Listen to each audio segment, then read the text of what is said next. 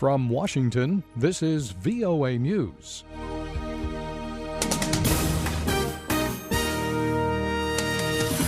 Obama is set to outline new military offensive against Islamic State. And Ukraine's president says separatist East will stay part of Ukraine. I'm Bob Doughty reporting from Washington. U.S. President Barack Obama is set to unveil his plan for an expanded American military effort against Islamic State militants in the Mideast. Mr. Obama is giving a primetime television address Wednesday night to describe the threat of the insurgents to U.S. national security and how he plans to combat it.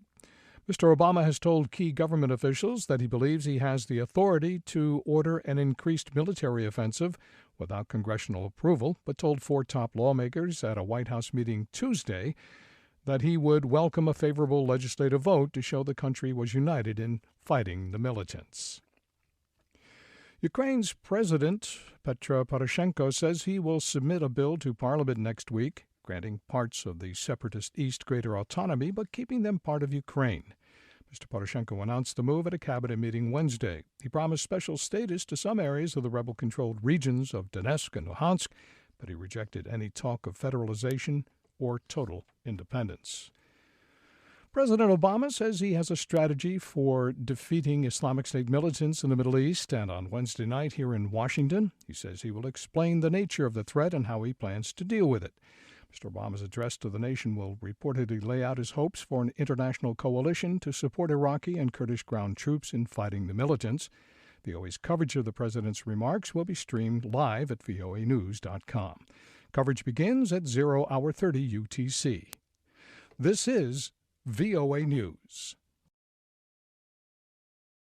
UN Secretary General Ban Ki-moon is urging Afghanistan's 2 presidential candidates, Abdullah and Ashraf Ghani, to agree on a national unity government.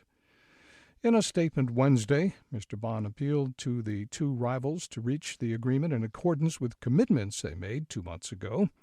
Mr. Ban said this is a pivotal moment for Afghanistan and that a genuine partnership is required to address Afghanistan's many challenges.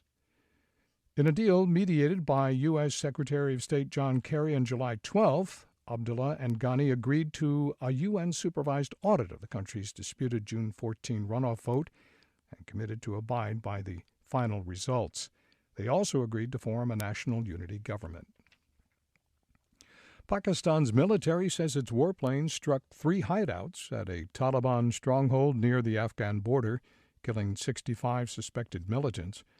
Officials say the airstrikes early Wednesday targeted militant hideouts in the North Waziristan tribal region, where the military has been conducting a major offensive in recent months. According to an official statement, the military first carried out airstrikes in the Tatakel area, killing 35. Hours later, it targeted a village in the Shawal Valley, killing 30. The area is off limits to journalists, making it impossible to independently confirm military figures. China is sending hundreds of troops to join the UN peacekeeping force in war-torn South Sudan, where Chinese companies have major oil interests.